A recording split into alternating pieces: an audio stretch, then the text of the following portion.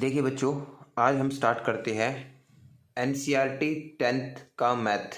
NCERT 10th math में जो chapter number 13 है उसकी शुरुआत करते हैं और आज हम इसमें फार्मूले रखेंगे। तो 13 चैप्टर से रिलेटेड जितने भी फार्मूलेज हैं वो मैं इस वीडियो में डिस्कस करूंगा।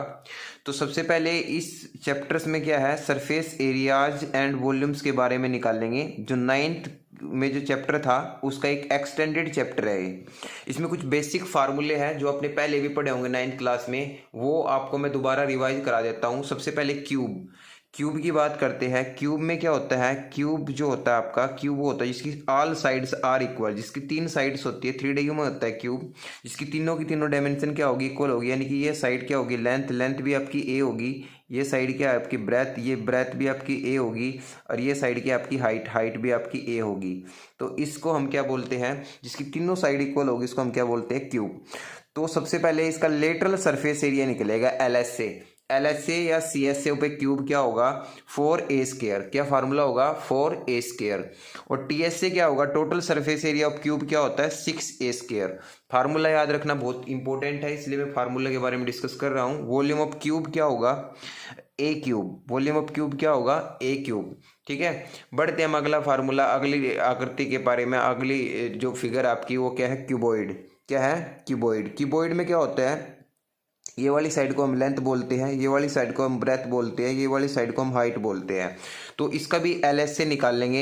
एलएसए क्यूबॉइड क्या होता है, एलएसए का मतलब होता है इसके चारों तरफ मतलब ये इन जैसे कि 4 दीवार होती है, कमरे की 4 दीवारों का जो एरिया होता है, या area of 4 walls of A room, तो उसका जो फार्मूला होता है। और क्यूबॉइड का जो लेटरल सरफेस एरिया होता है सेम होता है, 2 इंटू में एल प्लस बी इंटू में एच। ठीक है, टीएसए क्या होगा इसका, टीएसए होगा 2LB प्लस BH प्लस में HL। वॉल्यूम ऑफ क्यूबॉइड क्या होगा, LBH। तो ये क्यूबॉइड हो गया आपका। नेक्स्ट आकृति के बारे में बात करते हैं हम, सिलेंडर।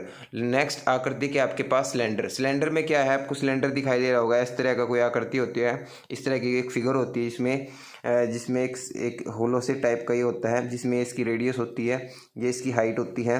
तो इसका भी CS से निकालेंगे। कर्व्ड सरफेस एरिया क्या होगा, 2πRH। क्या होगा, 2πRH।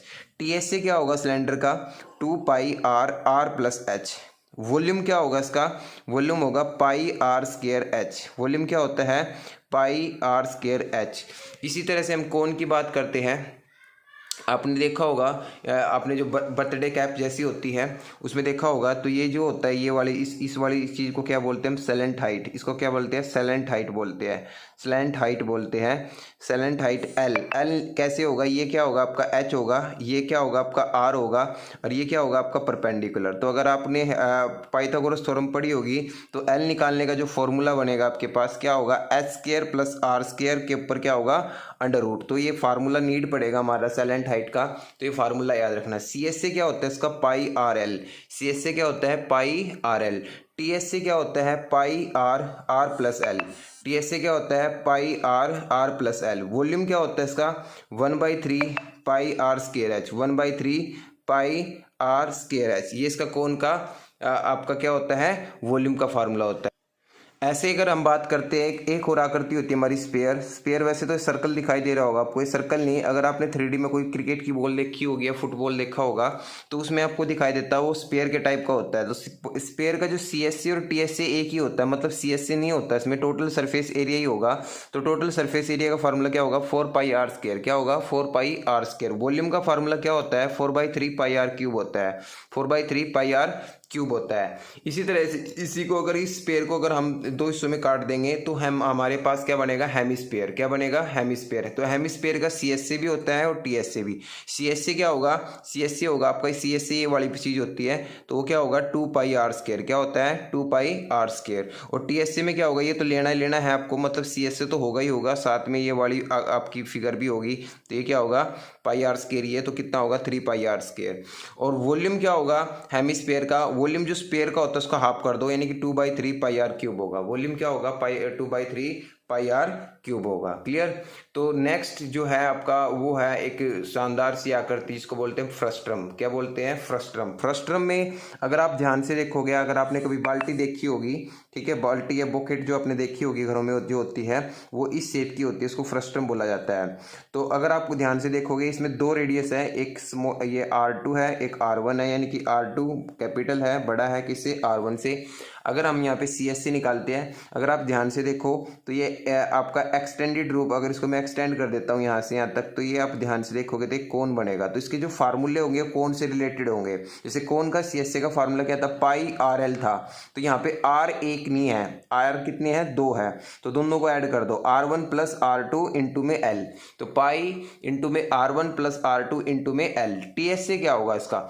TSA total surface area क्या होगा? CSA तो होता ही है, देखो TSA के अंदर CSA तो होता ही होता है। जितने भी मैंने फार्मूले बताए हैं उन सभी में एक चीज याद रखना, टोटल सरफेस एरिया के अंदर क्या होगा? CSA तो होता ही होता है, बट साथ में क्या होगा? उसके साथ उसके टॉप का एरिया और अपॉन में बॉटम का एरिया। तो ये CSA है, देख लो, ये CSA का फार्मूला लिखा हुआ है पाई R1 प्लस R2 इंटू में L, और इंटू में क्या होगा यहाँ पे? पाई R1 का स्क्वायर, नीचे क्या होगा? पाई R2 का स्क्वायर। क्लियर। तो नेक्स्ट आपका वॉल्यूम निकालते हैं। वॉल्यूम में क्या होगा? वॉल्यूम जो हमने पढ़ा था कोण के केस में 1/3 पाई आर स्क्वायर एच पढ़ा था।